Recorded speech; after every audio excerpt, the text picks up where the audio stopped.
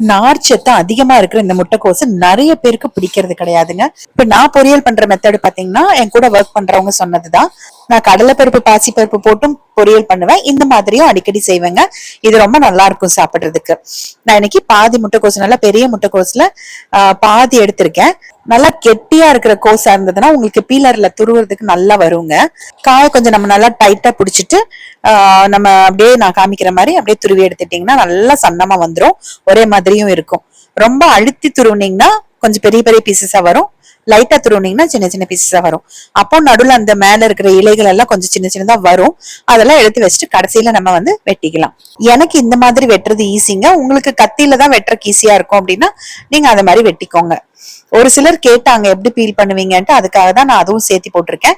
அந்த கடைசியில அந்த கெட்டி பீஸ் இருக்கும் பாருங்க, அது வரைக்குமே நல்லா துருவ வருங்க. அந்த மேல இருக்கிற இலைகள் எடுத்து வச்சிருந்தோம் பாருங்க, அதையும் நம்ம வந்து அப்படியே வெட்டிக்கலாம் கத்தியில. அவ்வளவுதான்.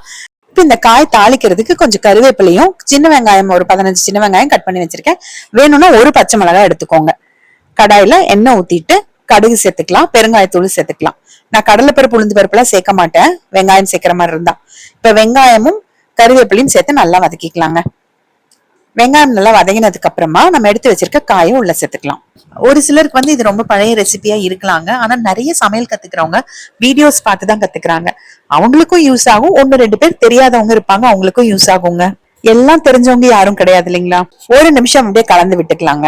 இதுக்கப்புறம் பாத்தீங்கன்னா கொஞ்சமா மஞ்சத்தூள் சேர்த்துக்கலாம். ஒரு 3/4 ஸ்பூன் அளவுக்கு சாம்பார் தூள் சேர்த்துக்கலாங்க. அதுக்கப்புறமா ஒரு 1/2 ஸ்பூன் அளவுக்கு கல்லுப்பு சேர்த்துட்டு நல்லா கலந்துக்கலாம். யூஸ்வலா வந்து முட்டைக்கோஸ் பொரியல் நம்ம பச்சை மிளகாய் சேர்த்துதான் செய்வோம், இல்ல வரமிளகாய் கூட சேர்ப்போம். மிளகாய் தூள் அதிகமா சேர்த்து பண்ண மாட்டோம். ஆனா சாம்பார் தூள் சேர்த்து பண்ற இந்த பொரியல் ரொம்ப நல்லா இருக்கும். சாம்பார் சாதம், ரச சாதம், தயிர் சாதம் எல்லாத்துக்குமே ரொம்ப சூப்பரா சூட் ஆகும். இதுக்கு தண்ணின்னு பாத்தீங்கன்னா ஒரு 1/4 டம்ளர் அளவுக்கு தண்ணி தான் சேர்த்தேன். அதாவது நான் ஒரு குட்டி கப்ல ஒரு கப் சேர்த்திருக்கேன். 1/4 டம்ளர் அளவுக்கு தண்ணி மட்டும் தான் சேர்த்திருக்கேன். அவ்வளவுதான். நல்லா கலந்து விட்டுட்டு மூடி வச்சுட்டு சிம்ல ஒரு 7-8 நிமிஷம் வைங்க. நடுவுல ஒரு தடவை மட்டும் எடுத்து கலந்து விடுங்க. இப்ப நான் வந்து 7-8 நிமிஷம் ஆயிருச்சு. ஓபன் பண்ணிட்டு கலந்து விட்டுக்கோங்க. நான் ஊத்தின தண்ணி சரியா இருக்கு, வெந்து இருக்குங்க. காய் வேகாம போறதுக்கு சான்ஸே இல்ல. அதனால இந்த அளவு தண்ணில நம்ம வேக வச்சோம்னா சரியா இருக்கும்.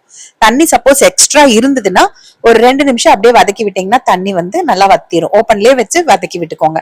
தண்ணி நல்லா வத்தினதுக்கு அப்புறமா அடுப்பு ஆஃப் பண்ணிட்டு கூட 2 கைப்பிடி தேங்காய் துருவல் சேர்த்து கலந்துக்கோங்க. அவ்வளவுதான். நீங்க தேங்காய் சேர்க்காம கூட செய்யலாம், அது நல்லா இருக்குங்க. இதுலயே சாதம் மிக்ஸ் பண்ணியும் நீங்க சாப்பிடலாம்.